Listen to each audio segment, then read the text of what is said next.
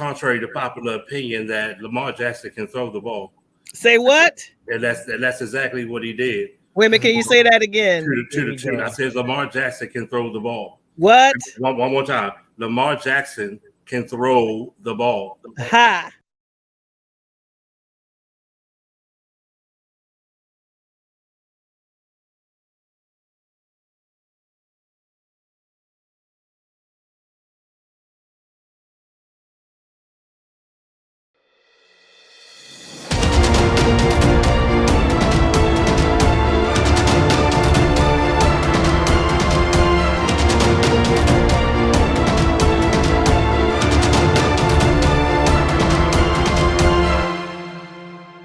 Hey everyone, welcome back again to the She Talks Football podcast.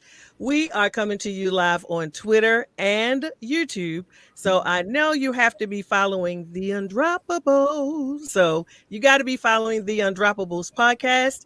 If you are following the Undroppables, then you should be clicking on a link on Twitter and watching us live, or also on YouTube and watching us live. So make sure and tweet that out and share it. We're on the Undroppables platform. This is Gina, host of She Talks Football. I'm going to go ahead and introduce my special guest that I have here, because we literally got to jump right into this, because y'all, the amount of football, great football that we have been seeing for the last 4 weeks now, it's like, it's been some good football out here, and it's like so many games to talk about. I try to only talk about like some of the games, so it won't be so long. But dude, this weekend, I'm just like, I'm gonna have to do it. We're just gonna have to spend like just a few minutes, but there's so many games to hit up. So let me go ahead and introduce my guest. On the bottom there, you see Bobby. Bobby is the host of the No Pro Football Show. It's on YouTube. So go subscribe to his channel, like and comment the No Pro Football Show. And you can also follow him on Twitter at NP Football Show. What's up, Bobby? How you doing? And my other distinguished guest here. I mean, distinguished. Y'all see him. This is Major Caldwell. I actually met Major on Clubhouse, you guys. This dude is like, he's so cool. He is way, way, way cool. Met him on Clubhouse. I was on Clubhouse looking for football rooms. Couldn't really find too many. So I was like, well, let me go into these fantasy rooms. And that's how I met Major, and then a whole bunch of other people. And that dude, he's so cool. He will pump you up. He will encourage you. He wants you to do your best. He wants you to be your best. So Major is currently on the podcast with one of the co-hosts on the Dynasty Vipers podcast, which also comes to you live Tuesdays at 9:30 p.m. Eastern Standard Time. And because he's in such high demand, he's on the Fantasy Points Extra Point every Sunday at 10 a.m. Eastern Standard Time. Major. Man, I don't even know what to say after that. I need you to come to my funeral and do my eulogy. I need that in my life. Oh, yeah, no, we ain't doing funerals, dude. There's a lot more life. When that time happens, though, you get in the call for that, because that was amazing. You already know how I feel about you. It is what it is. Let's get to it. And it's mutual, of course. So obviously we're going to talk about this Ravens Broncos game first, but we're definitely going to be, I'm just going to give you guys a heads up. We're going to be talking about the Jaguars Bengals, the Giants Saints, that Bears Lions game, the Cardinal Rams. Major is a Rams fan. The Seahawks 49ers, he's a 49ers fan too. Man, I had a bad week. The Steelers, Packers, Jets, Titans, Patriots, Buccaneers, Raiders, Chargers. I'm just saying, it was so many good games. So we have a question. I already know we about to go. Go ahead. How are you a Rams and 49ers fan? Well, we're going to let him explain that. Okay. We're going to let him explain that when we get to it. I knew that was going to be a question. I seen his hand go up. I was like, here we go already. He about to come at me already. He has an explanation for that one. So, yeah. So, all right. So, let's jump off, you guys, with this Ravens-Broncos game. So much to say, but I'm not going to start first. Bobby, you go ahead and start in, get your stuff out. Major, you throw in, and I'll come up and say what I want to say. So let's go ahead and start with you, Bobby. Well, the biggest takeaway from this game for me was the Broncos had a good defensive scheme, right? Or what they thought was a good defensive scheme, by trying to shut down the run, which the Ravens are known for. They're the best running team in the league, basically. So you definitely want to try to shut down that run. But what they underestimated was the fact that, contrary to popular opinion, that Lamar Jackson can throw the ball.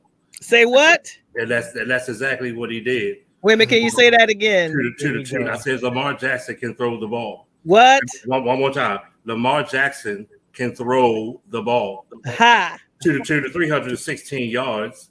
What he did.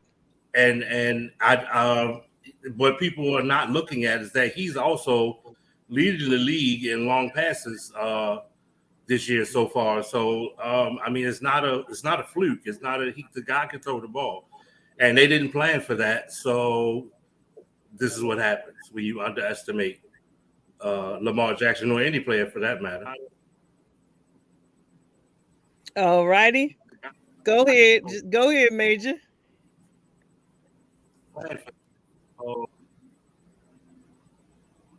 Hello.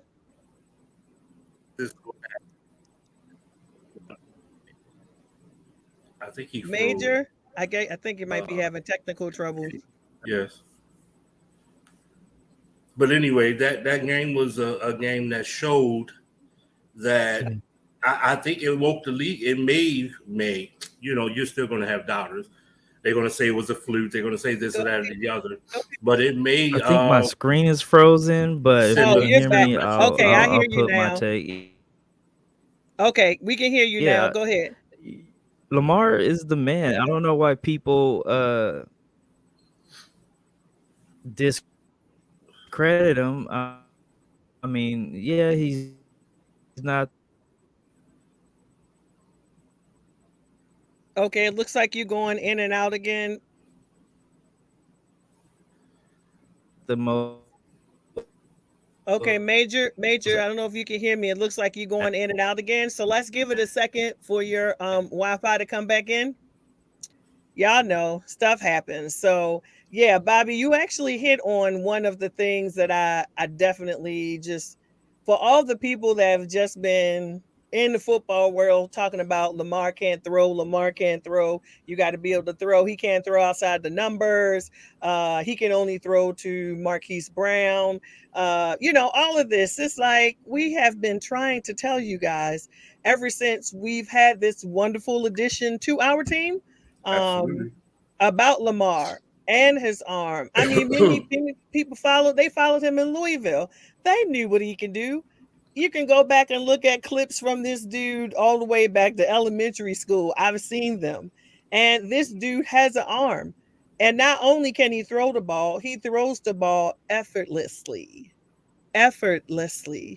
Did you guys see that pass to Marquise Brown? That ball actually traveled over 60 yards to Marquise easily. It was no strain. Like, that's one of the reasons I'm seeing now that why he's been overthrowing the ball, because the dude has power in his arm.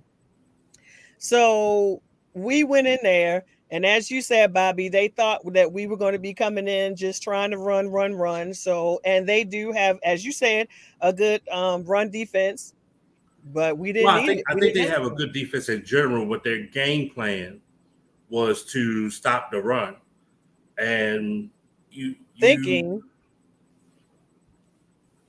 one-dimensional. They thinking that he was one-dimensional. Right. That was the whole. Right. Lamar's going to run, and they're going to run the running backs, and we're going to shut all that down, and we're going to force him to throw the ball. And that's what you do. That's what you. Listen, I'm not throwing shade to the Denver Broncos. The Denver Broncos, I think, are a very good defense. Right. One of the best in the league this year. I mean, just team overall, they're one of the best teams in the league this year. But I really believe that they underestimated Lamar Jackson. Like it really looked like that's what was going on, that they underestimated him. Not only did he throw the ball, he spread it out. Dude, you still in my second point. I was about to say that. Well, go ahead. I'll let no, you go ahead. Marquise Brown, 4. Prochet, 5. Andrews, 5. Watkins, 4. Duvernay, 3. And then Patrick Ricard had 1. Like, that's 6 different receivers that he hit. So, I mean, if Patrick Mahomes does this, and they'll be like, oh, well, Patrick Mahomes had another one of his games. He spread the ball around. You don't know who to defend, so forth and so on, and deservedly so. I'm not saying he doesn't deserve it, but Lamar Jackson does it, and you know what you hear about? Wow, they actually went for that record at the end of the game. Like, exactly. You don't even hear anything about 316 yards, 6 different receivers or anything like that. So, I mean, it is what it is. But I'm fine with that. I'll take that. Yeah, so you basically almost took all of my points. That passing game, 300-something yards. He spread it out amongst, 5 of our wide receivers. 6. So glad to see 6. Yeah, so glad to see Prochet and Duvernay being targeted. Duvernay not just doing return balls, but actually being targeted in the game. Prochet, I am such a big fan of Prochet. I've been a fan of Prochet since last year, then especially in this preseason game. That attitude that dude has the way he contends and fights for the ball, fights for the yards. Like, I'm a big fan. I am a big fan of Yak. Nothing gets me more, other than a touchdown, nothing gets me more excited than Yak. And the way that dude just leaned his shoulder in and pushed in order to get that first down. Yeah, I want to see a lot more of that. So, yeah, it was really a great game overall. Our O-line, because I was a little shaky, Saints members and friends. I was a little shaky about our O-line. I mean, it did get shaky after Villanueva went out with was it ankle? I think it was his ankle or his knee. Yeah, I think it was an ankle. And then Smith came in, and I immediately got worried because I'm like, the dude has not been practicing as far as I know. He had not played at all, and coach actually confirmed that he had not been playing. So you can see things start tumbling a little bit when he first came in, but I did see improvement. Did you, Bobby?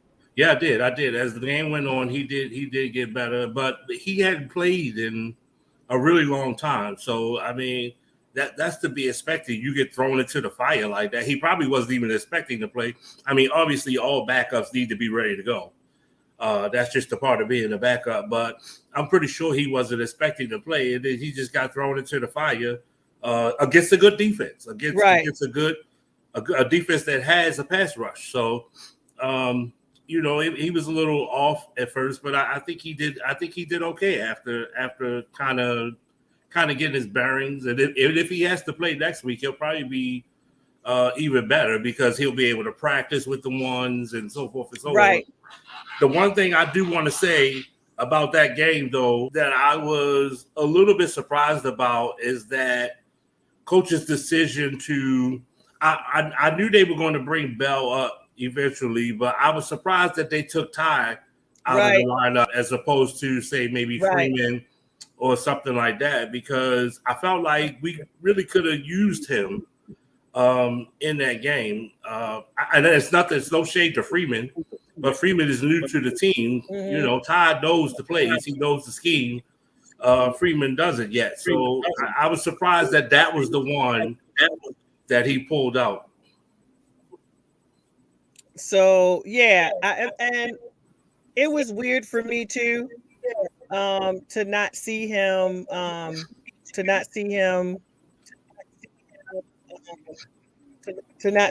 in there, but I think ultimately it worked out. And what I mean by that is, again, it was another opportunity for us to perfect the passing game. And I think they also needed to see what Latavius Murray can do some. And we needed to see what Le'Veon can do now. Granted, that was a tough defense for him to go against his first time out, so we didn't get to see fully.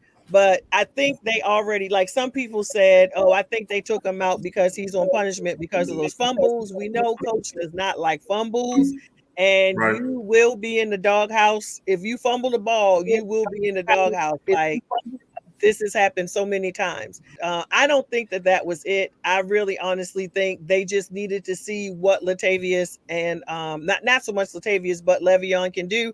But I think he's going to need another game to try to, get in there and then kind of figure out which way they want to go as far as RB1. I still believe that Tyson Williams is going to be our RB1. I mean, granted, he did make a few mistakes this year, I know, but I don't know if he should be the one, but he should definitely be in the game. I'm saying, like, he should definitely be at this point. One might be Latavius Murray.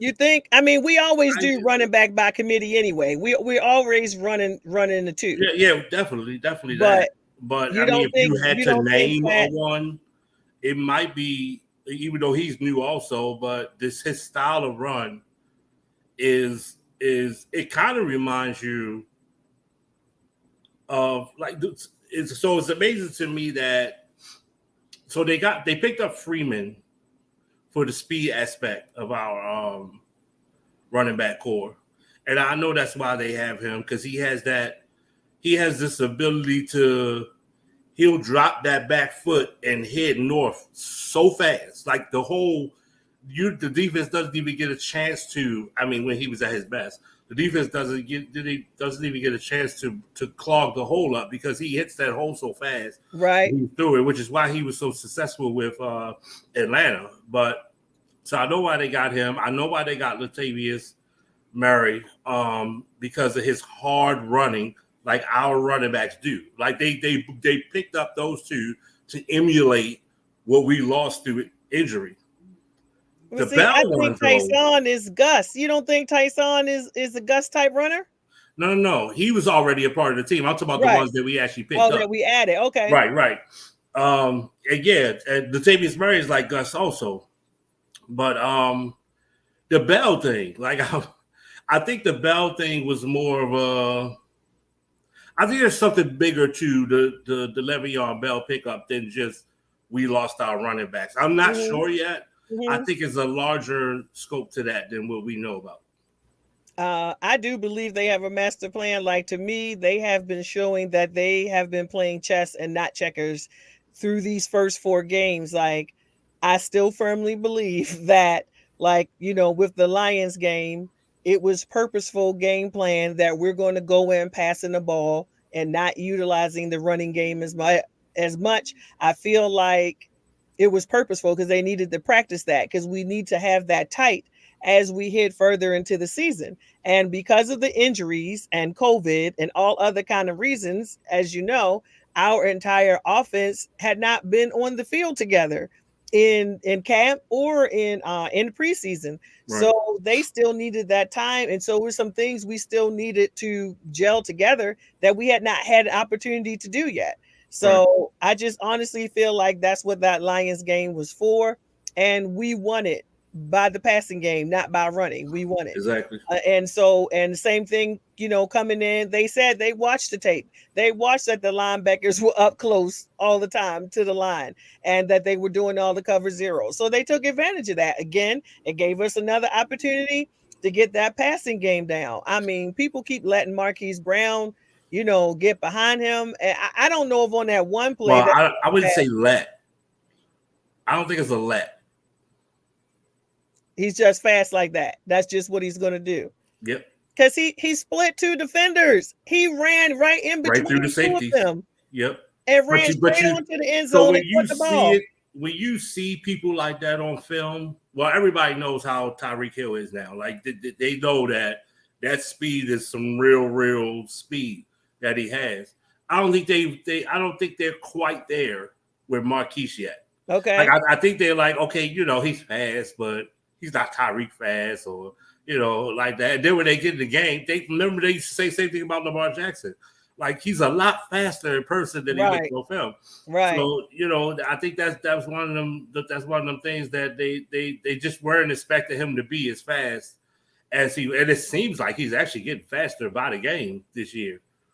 It seems like every year, every game. I'm sorry, there's a progression.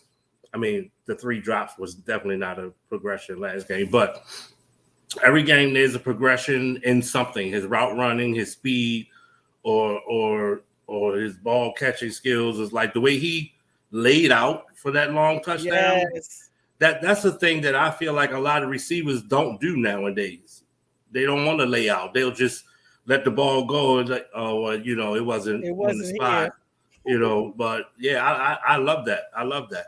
That dude laid out. He was parallel to the ground. Like he laid out so good. He could have taken a nap. That was a take a nap layout, literally what he did. So yeah, that was super exciting.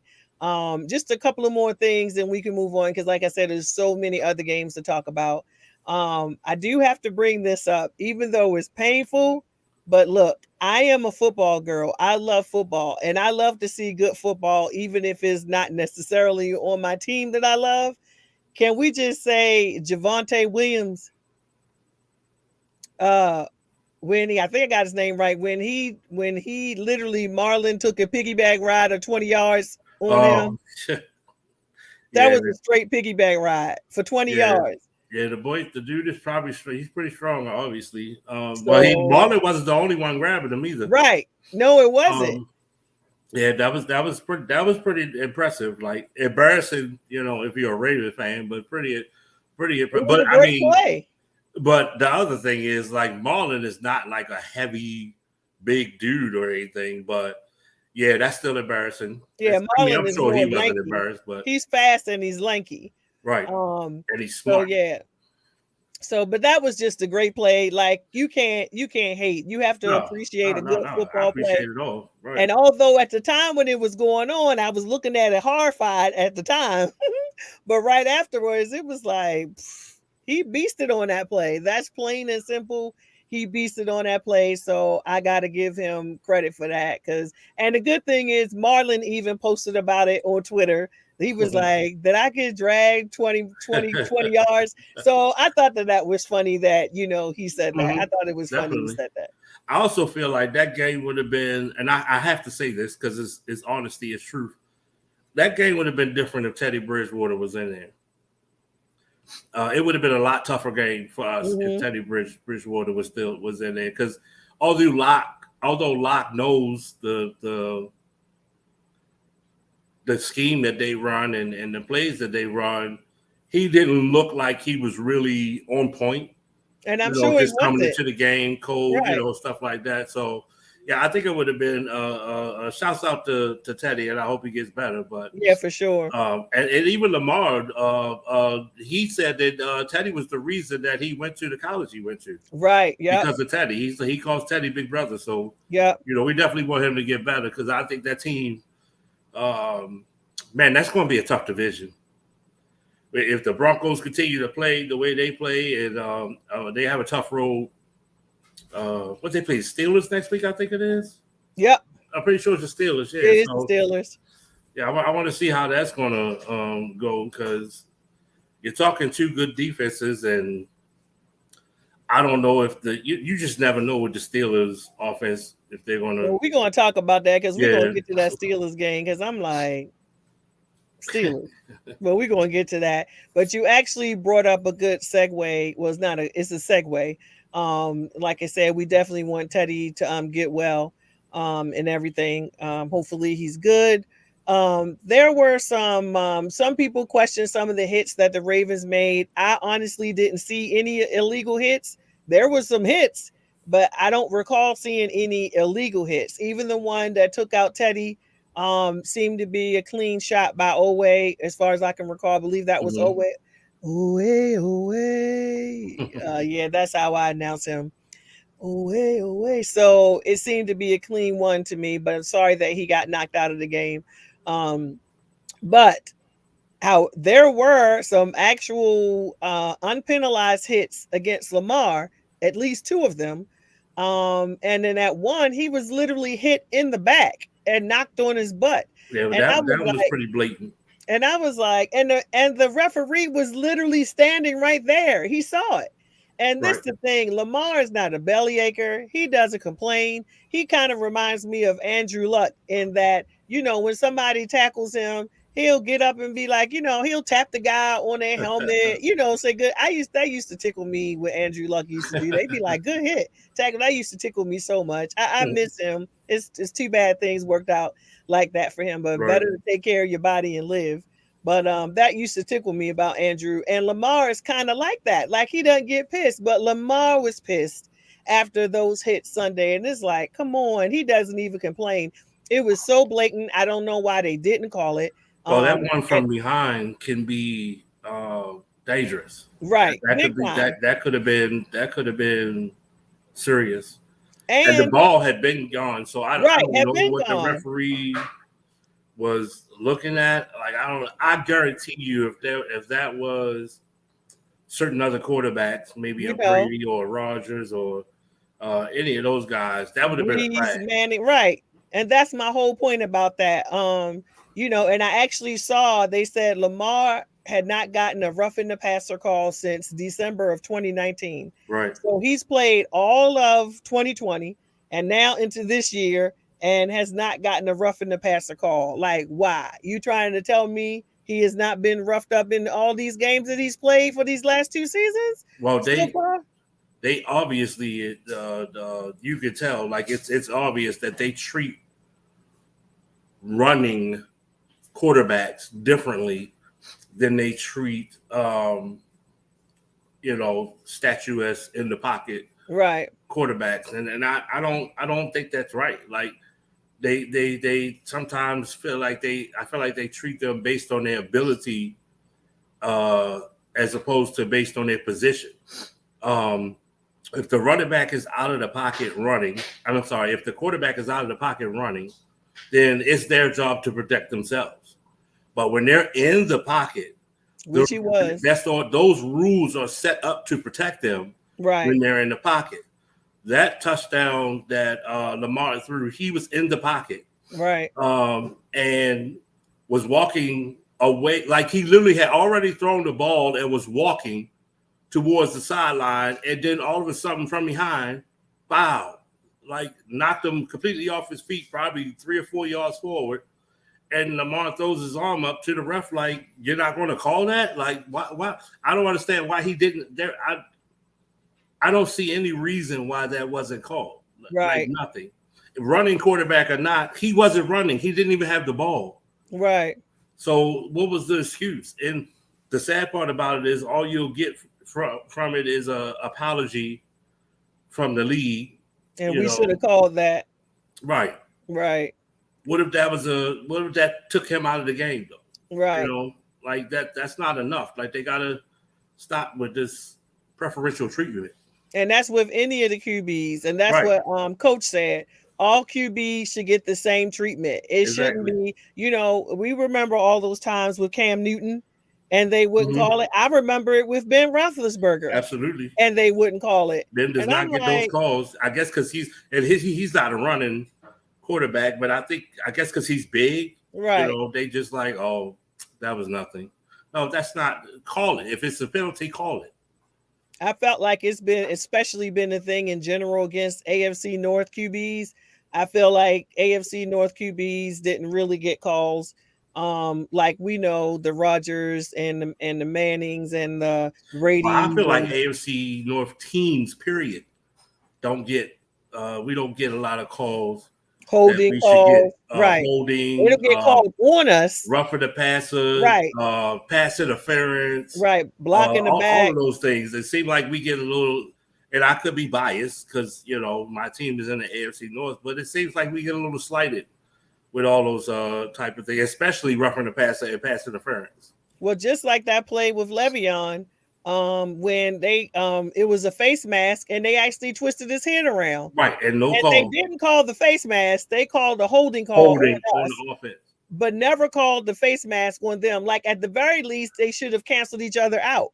But you just want to call just a holding call on us? It was like, wait, what? Did you not see his head twisted around like, what was that movie? Poltergeist or something, or whatever movie that was. It's like, did you not see that? That was And again, that's a dangerous play. Right. That's a play that could put somebody out of the game. I mean, that's a play that could end somebody's career or worse.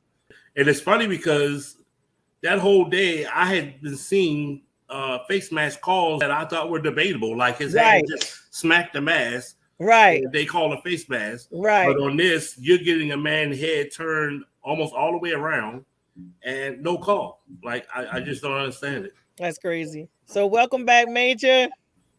It's all good, bro. You don't understand what I just did. I just did backflips and everything just to get this thing to work. I don't know what happened. It's okay. We know stuff happens. So we're about to head into the other games. We finished with the Ravens, but I do want to get your input on this.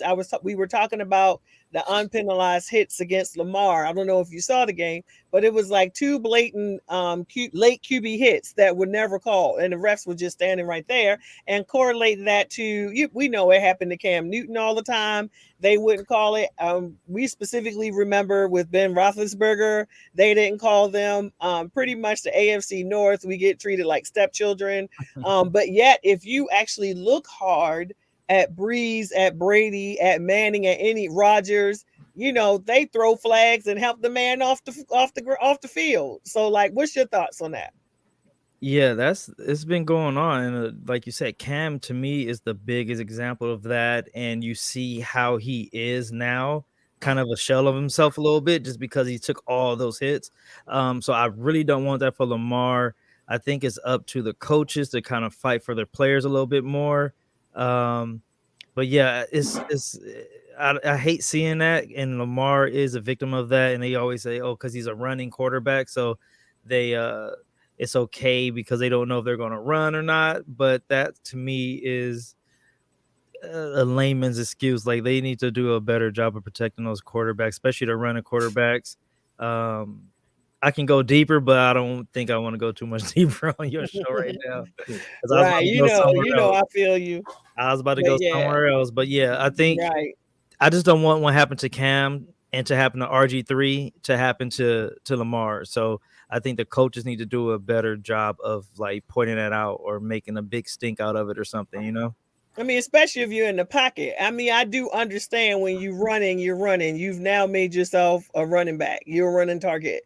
But, the ones we're talking about, dude was straight in the pocket. He threw the ball from the pocket, late hit. But because of the threat that he could run, they say it's okay for him to be in the pocket, and it's disgusting. I don't like it, but so we're going to have to follow up on that later. Keep kind of tracking that and looking at that, because we may need to bring that up later again here. But they can't even use the running quarterback excuse for this last and probably the worst hit he's taken, because the ball was gone.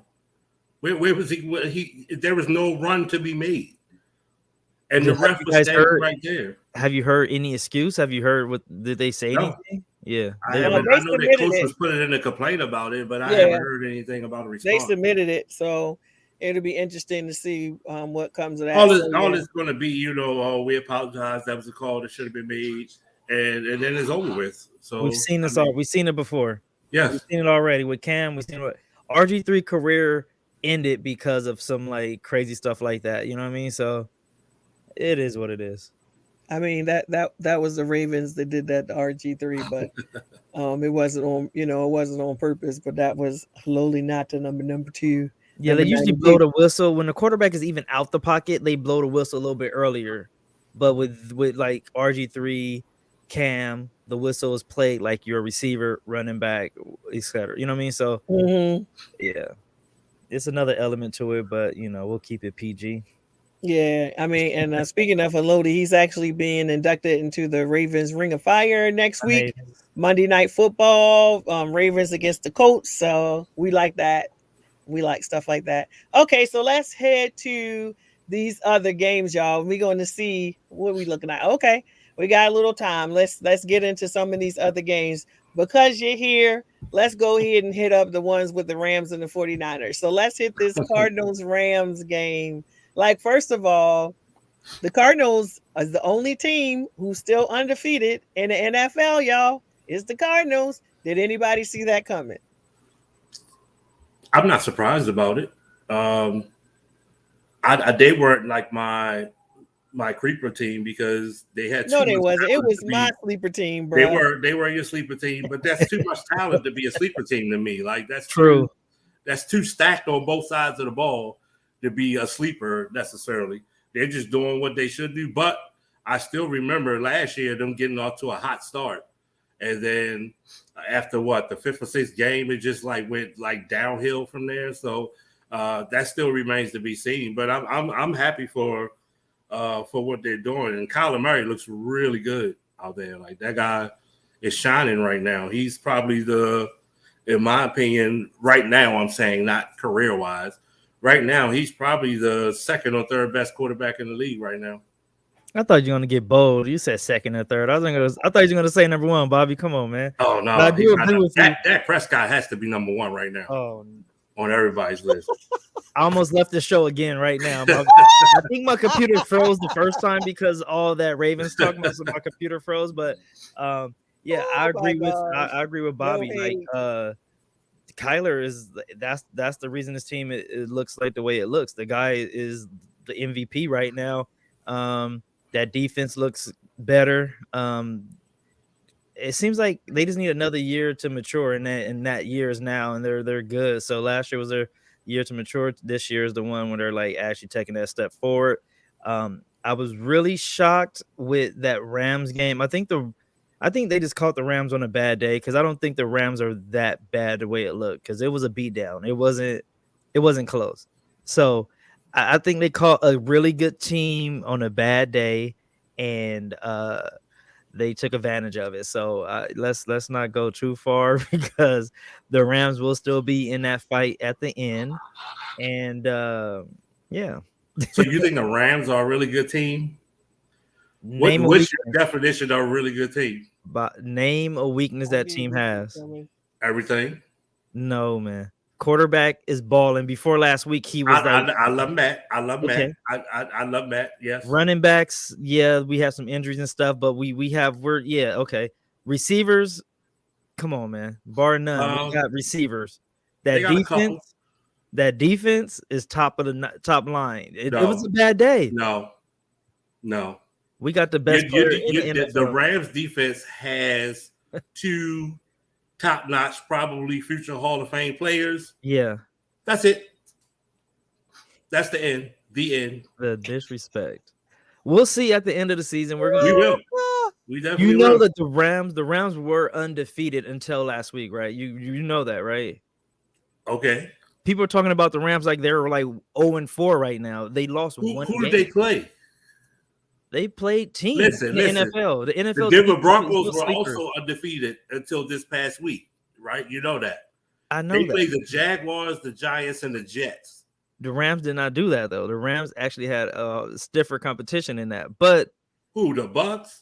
Another phony team? Where'd you get Bobby from? Let's return Bobby. He crazy. Nah, I'm with you, man. Bobby, I'm trying to debate you, but you making great points. But I'm just saying, like, it's one game. Let's not throw, the boat out, you know what I'm saying, before the bathwater. Is that what you say? Throw out the baby with the bathwater. There you go. And then that one, and then I don't even get, but okay. I never got that either, but I like saying that type stuff. But no, they're gonna be in contention. Like it was just a bad game, and the Cardinals on fire. Like once you have that momentum, it's kind of hard to stop a team that has momentum. And you guys know that, or Regina, you know that being a Ravens, you had that run when y'all caught fire in the playoffs. What year was that? With what year was that? What, 2019? Yeah, I think it was in 19 season when they just caught fire in the playoffs, and there was nothing no one can do. So like, and I think Arizona's at that point right now, but they might, like you said before, Arizona had this hot start before and they fell off. But I think that with the new way the quarterback is playing and the way the coaches are calling the plays and stuff, it seems like a different Cardinals team. So I don't think they're going to fall off, but I don't think the Rams are as bad as they looked the other day. Well, listen, the Rams allegedly had the number one defense last year, but they had a pretty scaled down schedule last year also too. If you're playing a bunch of weak teams, not saying that they didn't play any good teams. I'm not saying that. But if you're playing a bunch of weak teams, your defense is going to look much better than what they really are. Secondly, they're supposed to be so vaunted for their defense this year, but I really don't. I really like you guys just gave up over 200 rushing yards to the Cardinals. To who? To Cardinals. Yeah, because you have that quarterback that no one can solve. Like this dude is like. But it was Chase Edmonds. Chase Edmonds had 120 yards by itself. That I don't like that part, but it's because they were so worried about the quarterback. The running back got to do it. You know, it was just good, good coaching. They got outcoached. It's kind of the same threat we posed, the Ravens posed to other people. Exactly. And Murray is like if he has Lamar legs and Mahomes' arm. Like that's dangerous. If he was like 6'2", 6'3", he'll be the greatest quarterback to ever walk the earth. But he's 5'9", doing it you know what I mean? So he's not that guy right now. But like you can't stop him. He's going to throw the ball, put it in the tight pockets. He's going to run all over the field. He's going to open up the field for players like Chase, who's not even that good of a running back, but he looks like that because Murray opens up the offense for him. So I agree with everything you're saying. You're not saying anything wrong, but y'all saying the same thing, Major? Yeah. Regina got me with that one. Yeah, but we're saying the same exact thing. So I just want to say I did call the Cardinals all in the whole offseason, like back to May. I was like, the Cardinals is a team that nobody is checking for, and they're going to go deep in the playoffs, and nobody's checking for them. So but like you said, we'll see if the streak continues, and Regina, you think don't give up on the Rams yet. What'd you say, Bobby? No, quick question for you, Regina. Do you what made you say that early? Because I do remember you being early on that. What did you see that made you? Yeah, y'all spent this whole time talking about Kyler Murray. That's the key. And people were trying, not that he didn't make mistakes and not that he didn't have bad games, but you have to recognize that talent and that will to win. Like Kyler Murray is a great QB. Like, is he a great QB or is he not a great QB? He's a great QB. They bumped up their defense this offseason. It was the offseason acquisitions that they got. Now, people, and when I would bring out my points on Clubhouse, I remember people saying, yeah, I agree with all that, Regina, but I'm not convinced about Cliff Kingsbury. So was anybody convinced about Cliff Kingsbury yet? I just said he's doing a great job coaching. He's taking advantage of the talent he has, and he did a really good job at pointing out the Rams' weaknesses. He took advantage of all those weaknesses. He found them and he took advantage of them. That's great coaching. Yeah, when I saw the presser, you could tell he was so full of himself. He was so happy. I was like kind of tickled looking at him because he was, and I understand that. He was super happy about that. Okay, so the Seahawks 49ers, you like touched on that a little bit, Major. I'm so mad because I went against my boys. If you don't know, I do have kind of a second favorite team now. Please understand. You see all this purple behind me? I rocks for the Ravens all day, 100%. But I am partial to the Seahawks in the NFC. Well, so we need to take a moment, guys, and let that sink in, because I've never heard Regina say anything about liking any other team unless one of her Ravens was on that team. She's probably going to say she likes Seattle because they got some Ravens, right? Well, Seattle used to be. They are not currently. Okay. But Seattle used to be back when they had the Legion of. Is it Doom Boom? Because I always get the word mixed up. Boom, yeah. Yeah, the Legion of Boom and all. I felt like they were like the NFC Ravens. Like I felt like our teams kind of paralleled each other back then. This was back when they won a roll. And Russell Wilson, like how can you not be a fan of Russell Wilson? I've definitely been a fan of Russell Wilson. I love the Legion of Boom. And I was a Pete Carroll fan until I found out some things recently, but I was a Pete Carroll fan. So I definitely have been partial to the Seahawks, and I would just ride for them, and I would always pick them in the picks. But the way they have been playing these last few games, I gave up and I turned on them, and I didn't pick them to win. And what? They won the game. Like they beat the 49ers. So what's up with the 49ers? Because it was like the 49ers came in with so much promise, and I'm not saying their season is tanked or anything like that, but they are looking a little shaky too. And so go ahead and explain to Bobby how you're both a Rams and a 49ers fan. That'll be a good time to get that out. Got you. So like growing up in LA, I'm a 80s baby. So we didn't have no we didn't have a football team. Like the Raiders left like when I was a baby. The Rams left when I was a baby. So we didn't have a team for a long time. And my dad is a Raiders fan. My brother's a Cowboys fan. So we like to have like a little family rivalry thing going. So I gravitated towards the Niners. And being a kid, you kind of a bandwagon. That's the time to be a bandwagon fan, is when you were a kid. You get a pass for that. So the Niners was winning during that time. Joe Montana era. Those teams. That was my team. Jerry Rice is my guy. Ricky Waters and Roger Craig and all these type guys. So I fell in love with the Niners. Now that we have two teams, I like all things LA. So I'm always go for the California teams, always go for the LA teams. Is that hockey, soccer, whatever? I'm going LA number one. So now I have to go with the Rams and the Chargers. So, and plus I'm a players guy, doing fantasy football and stuff like that. It's really hard to have a team and be a really good fantasy player because it's hard for me to separate my bias. I know Regina's really good at it. But that's what it is. And then with the Niners, gotta pump me up. I don't care if I'm people. I don't care. No, but your teams, because I thought when we had some drafts together, I was like, oh, Regina's going to get every Raven. We already know.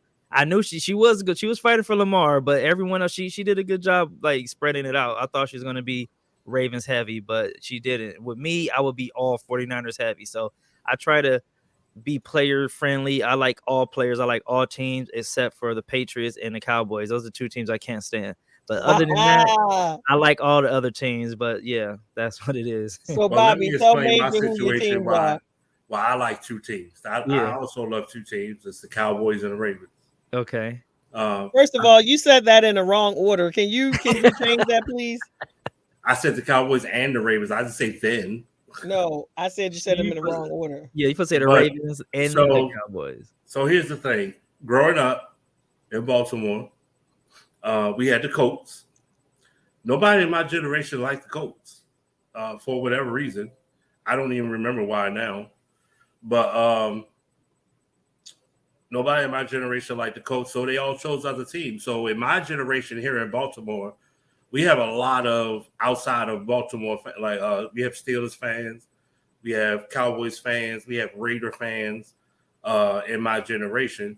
But once the Ravens came, I was all for it. I was all for it. So now I'm an actual Ravens and Cowboys fan, and it seems like both of those teams almost seem like the most hated teams in the league. It seems like to me. But I'm good with that. Like I actually love that. I get the Baltimore, but why do you like the Cowboys? So when I was a kid, that was the team I kind of gravitated to. I don't even know. You fell for the marketing. You fell for Jerry Jones marketing. Jerry Jones got you with the America's team. He got you. I didn't even know Jerry Jones back then. It was what's his name? The wide receiver and the running back, Tony Dorsett. Yeah, that was the main reason why I was a Cowboys fan. So and I want to say, I believe if I'm not mistaken, my grandfather was a Cowboys fan also. So that might have been part of the reason too. But I love Tony Dorsett. Like Tony Dorsett back then was the reason I wanted to play football, and then later on it was Walter Payton. So those are my guys. I just never became an actual Bear fan. But yeah, Cowboys and Ravens. So I get the two-team thing, but yours are two. I kind of got like three teams, really. But yours are you like two teams that are in the same. So here's why mine is different. My two teams that I love are not even in the same conference. Gotcha. Yours are in the same division. Yeah. So that's a bit more conflict. But I'm gonna go. But it goes Niners, Rams, and then the Chargers. That's how it ranks out. But back to the game though. But the Niners, I think they lost that game pretty much because Jimmy G got hurt. Although the rookie came in there, Trey Lance came in, looked pretty good, threw a long touchdown. Like I think maybe the first drive he was in. I just think it threw the team off a little bit. And again, I think Russell caught fire. You know, when he catch fire, it's like pretty much nothing you can do at that point. But yeah, I just think that the 49ers got off track a little bit because the quarterback got hurt, and all year we just been kind of having an issue with the quarterback, like who's going to play.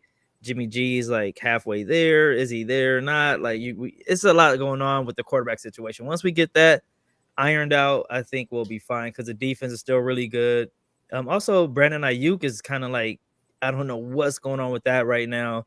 The end of last year, like he was going to be the wide receiver 1, and he's barely even getting on the field now. So to me, those are the two biggest reasons. You have Brandon Ayuk that's like out. We have our starting running back got hurt. So there's a lot going on. We keep getting injuries. I can't say anything about injuries to a Ravens fan, but it is what it is, though. Yeah, we're kind of close. Most of our running backs are hurt, just like you guys, and then Jimmy G always stays hurt. But yeah, that's pretty much it. Again, you just call a team on any given Sunday type of deal, but I think the 49ers will be all right. I think the 49ers beat themselves in that game. Yeah. I think that's what the biggest issue was. Not taking anything away from the Seahawks, but I just don't think the Seahawks are a good team. I don't. Like, they have on offense Russell Wilson, and then they have Russell Wilson, and then they have Russell Wilson. Right. That's like they won't even give that guy an offensive line. All the years he's been there. I think the organization should be punished some kind of way for that, for having such a great, and he is a great future Hall of Fame quarterback. But that's all they have on that side of the ball. And on the other side of the ball, they have Bobby Wagner, and they have what's the safety's name? Jamal Adams. Yeah, that's it. Adams always hurt too, though. He's always hurt. He'll give you a couple of games, but he's hurt. But yeah, right. So I mean, their whole team basically is as Russell Wilson goes, that team goes. Why not protect the man? But for that reason, that's why I think they're not gonna get anywhere. They're not gonna get anywhere. All right, we got a few minutes, guys. I want to get to these. Let's jump from the NFC to the AFC and go to the Raiders Chargers. So who runs the AFC West now, y'all? Because we're seeing something that we have not seen. I'm definitely let you go first, Major. First of all, the Chiefs. The Chiefs are on the bottom of the division. Like, that's amazing. And so the Raiders was running it. They got knocked off by the Chargers last night. That was a great game. So let's hit that game, that Raiders Chargers, and who runs the AFC West. Go ahead, Major. So the AFC West, it seems like whoever has the best quarterback is the best team. And right now, Justin Herbert is the best quarterback. Yes, I know the Chiefs are the Chiefs. You got Patrick Mahomes, but I think they just kind of got fat up, at the top. When you're at the top for so long, it's just kind of like, you get fat, you get lazy. They didn't really build the team. They didn't really add new pieces. Yeah, they did fix the line a little bit, but they needed a receiver. Edwards-Helaire doing all right, but they needed a running back. They needed some defense help for sure. But the Chargers are a really good team that was just hurt for the last 2 years, especially on defense. Like, Darwin James, the best player, has been hurt the last 2 years. You had Keith Murray, the linebacker, the young stud, is out there balling. He's hurt. Eckler's always hurt. Like, so all these guys are healthy again. Mike Williams always hurt. Like, these guys are all healthy at the same time. And you have this new young coach in there that's like, got them with a little pep in their step. Like, that's a team to watch out for. I think they're going to do some real good things. Yeah, I think I'm still not gonna discount the Chiefs because they're the Chiefs. But I think the Chiefs' big-headedness is what he was saying. That's what I mean. Yeah, I agree with because they won't do anything about that defense. So they are definitely depending on that offense to win all the games for them. And as other teams get better, especially on defense, that's not going to keep working anymore. And I think you're seeing a little bit of evidence of that this year. And that's not to say that the Chiefs are not going to come back and win the division, but I think you're seeing some evidence of the fact that they just basically putting everything on their offense. They're kind of going down the same line as the Seahawks. It seems like to me, like they just, although they did work on the offensive line, but they're still dependent on Patrick Mahomes to get the wins for them, as opposed to building an entire team like, say, the Chargers and the Raiders and all the Broncos are doing. So I can't wait to see the other divisional games. But right now, yes, Herbert is the best quarterback in that league. He was absolutely right. It's always based on who's the best quarterback at the time in that division, for that division. Right. So yeah, I agree. Yeah, I'm just going to say right now that Chargers are running things right now. I do believe the Chiefs can and will come back. I mean, they had a great game Sunday, but against who? So like they were expected to win that game big time. Tyreek Hill just showed off. Unlike the previous teams, they were not able to shut down Tyreek Hill. When the Ravens played the Chiefs, we shut down Tyreek Hill. When the Chargers played the Chiefs, they shut down Tyreek Hill. Tyreek Hill was running wild in that game Sunday. Like he was just doing whatever. He did a flip in, but not into it, but in the end zone. Like he was all over. Like if you can't, you got to shut down Kelsey or Tyreek Hill. If you're gonna let Tyreek Hill run roughshod all over you, is not gonna look good. And that dude looked like, I mean, he was literally running everywhere. He was just having his way against that defense. So yeah, you can see that that wasn't going to come out well anyway. So yeah, I got to give it to the Chargers, man. Respect. I mean, coming into the season, we was like, these Chargers are looking good. We think they're going to be good. And they are indeed looking good. I mean, and that was a fight last night, but and they tried to battle back. The Raiders tried to battle back. I'll do Darren Waller. I mean, oh my goodness. They even called him for the taunting penalty. Guys, that taunting penalty. He's an ex-Raven. Just everyone, he's an ex-Raven, so Regina's gonna go hard for him. Darren Waller is a great. He's just a great player, and that was not taunting at all. Yeah, I didn't think that was he was that whole taunting thing needs to just be thrown out the window somewhere. Like I think I'll be fussing about that every week on the podcast because it's childish. It's childish to penalize a grown man playing a brutal sport. Right. For being happy, don't be happy. Like I said, if the dude is on the ground and you standing over him, stepping on him, stuff like that, okay, I actually have respect for that type of stuff.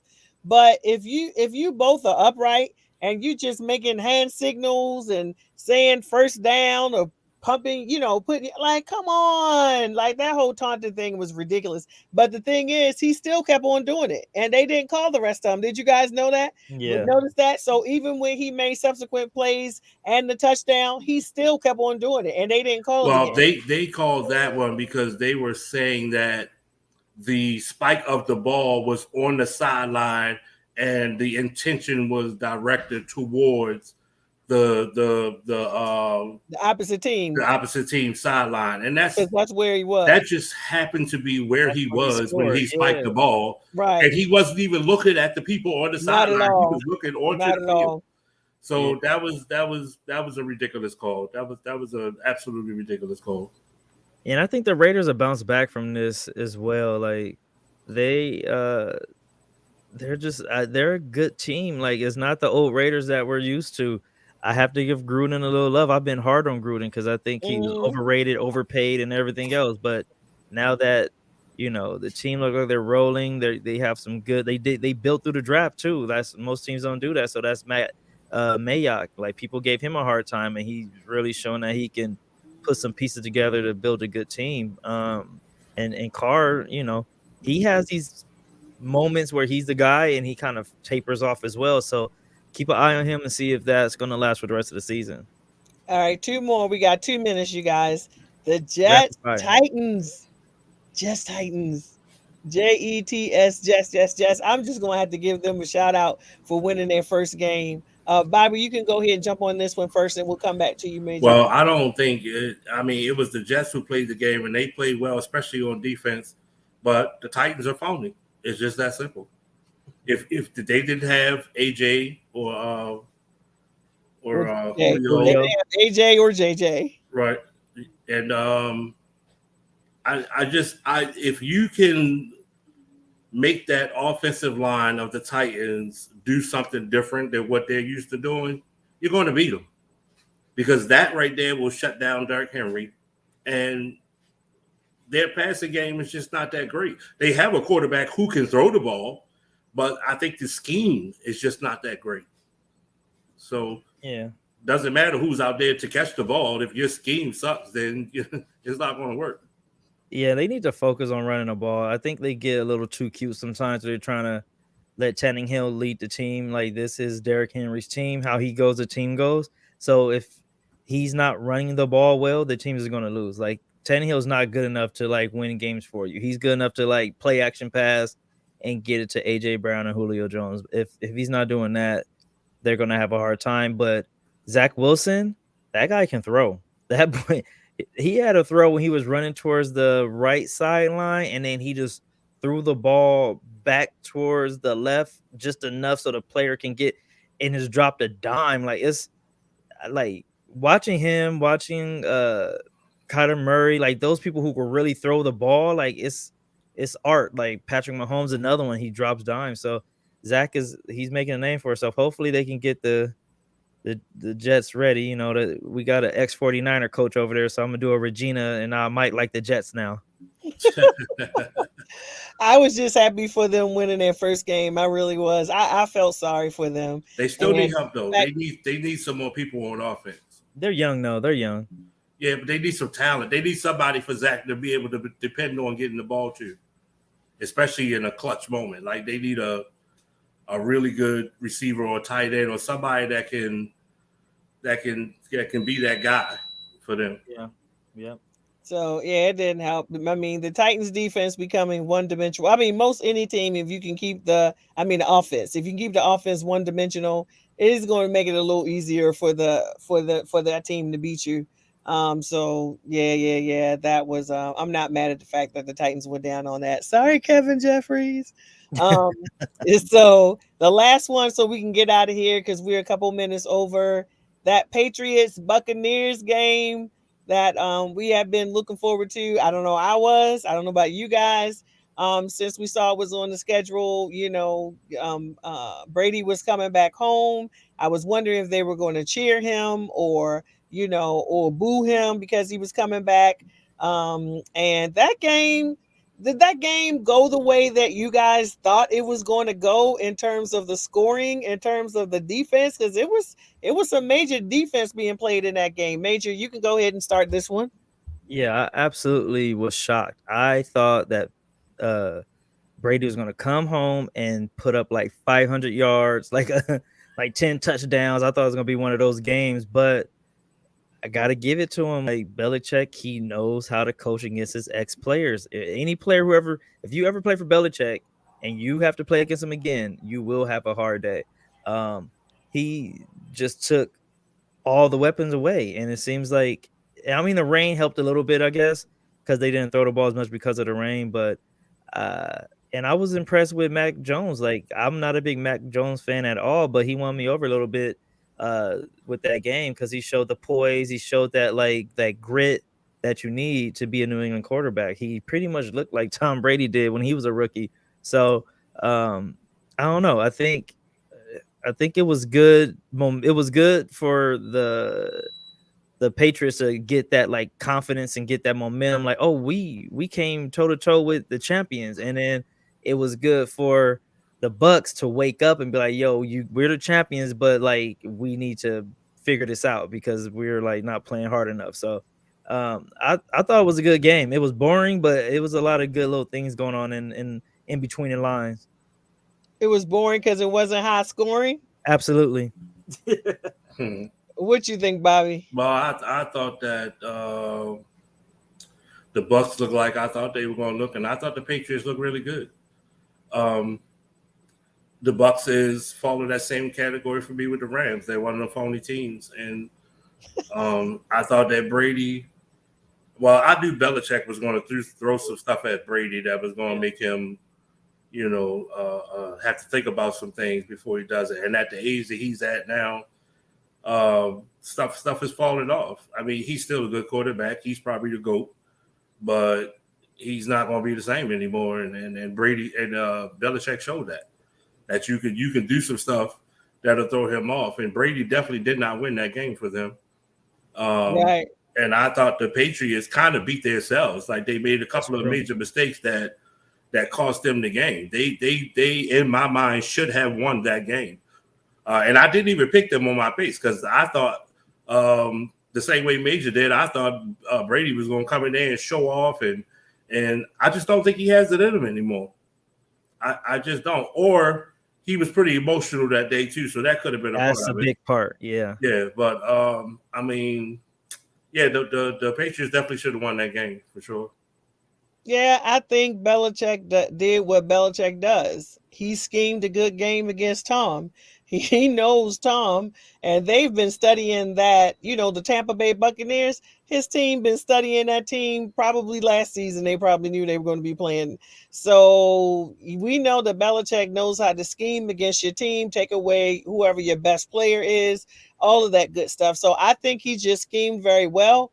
I think that the Patriots kind of put the NFL on notice because people were like, oh, they're not going to make the playoffs. They're not going to do this. They're not going to do that. And I was in the offseason, I was like, what are y'all talking about? It's Belichick. He knows how to take these no-name people, plug them into a system, and do what it do. But, they started off looking, not so hot. But I think that in my opinion, they outplayed. They didn't win the game. But in my opinion, they outplayed the Buccaneers with the weapons that they had on that team and their defense. Like they won on special teams. They won that game on a special because the Patriots could not kick that ball in the rain. Like that rain was really coming down. And just faced it. He's not Justin Tucker. There's only one Justin Tucker in the NFL, and thank God we got to bring it back around. Here's the one thing I'm about to bring it back around to. Here's the one thing that I noticed about that game that I was kind of impressed by. And if you don't believe me, Major or Regina, go back and look at some tape from back in the day. He played that same exact defense that the Rex Ryan's Ravens defense used to play against Brady, where you just did not know what was coming. You didn't know if they were going to blitz, if they were going to drop, if they were going to be in zone, if they were going to be in man, if they were going to do part zone, part man, if they was going to be in cover 2, cover 3, cover 4. Like that's the kind of defense he was playing. Rex Ryan used to do that same exact thing with the Ravens defense in some years ago. So that's exactly what he did. And he probably looked up film and saw how you would have to be probably a Ravens fan to know this, but the Ravens defense used to confuse Brady even back in his prime. We often lost the games, but that was mostly because of our offense not being able to accomplish anything. But our defense used to give him the blues back in the day, like the blues back in the day. He even admitted it himself. So that's the defense that it looked like Belichick was playing to me. So and it worked. Still. No, go ahead, Major. I was agreeing with him. Like that's absolutely right. So yeah, so it was a good game. The fact that it's not a high scoring game is not boring to me. I love defense. I love defenses shutting down offenses. And so I felt like I felt like the Patriots really showed us something. So it's going to be interesting to see what they're able to do going forward. I thought that Mac looked a little shaky out there at times. I don't always like his footwork. Like his footwork to me would look a little like just like I'm scared and I'm just shuffling my feet. Which way am I throwing the ball? I saw that a few times and that's kind of worrisome, but I think overall he gained I think like you said, Bobby, he gained a lot of confidence. I think that and them being able to go against Tampa Bay as well as they did and wind up winning just because they just missed a field goal. I think that the Patriots might be on their way now. They might have put some stuff together and we're probably going to see some things from them going forward. Well, we will because they play the Texans next week. So the thing is they're probably a year away though, but they'll be like in a playoff hunt. But I think they're a year away from being that playoff contender that we're used to. I don't know. I can't count out Belichick. I just can't. And we didn't get to the Steelers Packers. Come on, everybody got like 30 seconds. The Steelers Packers game, like, are the Steelers in trouble? Should their fans be worried? Should Roethlisberger be sitting on the bench? What's going on with Najee? Like, they're in one of those relationship statuses. It's complicated. The Steelers is complicated right now. Like, what's going on, Bobby? I think you start this one. I'm just going to simply say, you said it all of the above. Exactly. All of the above. And you, Major? You killed it. That was it. Like it's Big Ben. That team is stacked. They just need that quarterback position, and to me, he looks like a punch drunk boxer that's still fighting, and it's like hang him up because it's like it's sad. It's really sad. Do y'all think he's going to be benched this game coming up against the Broncos? No. I don't know if you could bench a Hall of Famer. That's the only thing. Right. That's messing up their team. Like you can't bench a Hall of Famer. Right, but Tomlin, he already put out he's hurt. I saw it today. Even Tomlin is saying that Ben Roethlisberger is hurt. So are we going to use that? He's hurt. So we're not really benching him. He's hurt. So that's why we got to play one of the other QBs. If you're going to do it, that's the way to do it. Yeah, I mean, that kind of that would be the way to save face. But they also have to face that Broncos defense this week. So we'll see what happens. Do you want to throw Haskins out in front of that? I don't know. Yeah, I'm thinking Big Ben might be a little terrified of that. He's not mobile. So I can't see any non-mobile QB. I can't see being that successful against this Broncos defense right now. Like, honestly. So when he runs, he falls down. So I'm just not seeing how that's going to work with them. But okay, guys, we're a few minutes over, but thank you. I am just super excited about all of this great football we're getting. Like, I'm still not over it. Like, every week, I'm just always like, oh my gosh, these games have been so good. It's been so much to talk about. You can't get it all out. But do you guys have any last thoughts? And along with your last thoughts, let everybody know where they can find you. I just want to say thank you for being here. And it was really, really good talking to you guys. So let's go ahead and start with Bobby. Give your last thoughts. Tell them where they can find you. Same thing with you, Major. Then I'll do mine, and we'll be out of here.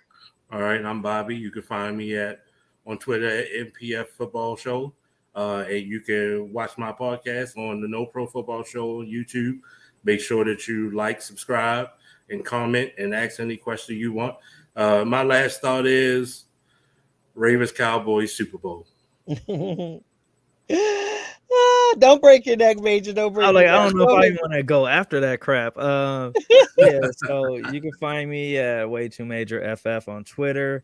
You can find me on Clubhouse daily, talking sports, talking life, talking everything else.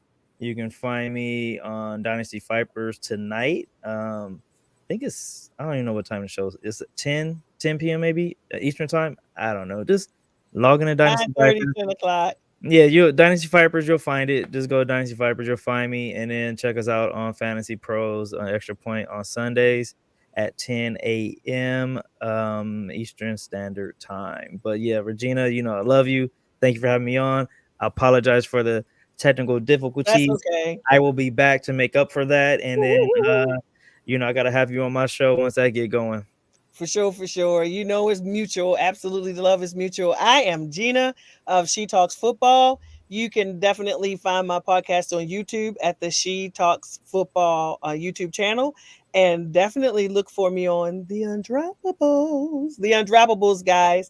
The Undroppables platform. Great group of people. Great content. So you should be following at The Undroppables on Twitter and The Undroppables on YouTube. And also you can find the audio versions of my podcast on Apple Podcasts, on Google Podcasts, on Spotify, on Anchor, and many other places. So I'll be looking forward to you liking, subscribing, commenting, and all that good stuff. So have a couple of more days, and we're going to be starting it all over again. Thursday night, we're going to be starting it all over again. So everyone stay safe and well. Have a good week, and we'll see you guys next week. See you later, Bobby and Major. Bye, everyone.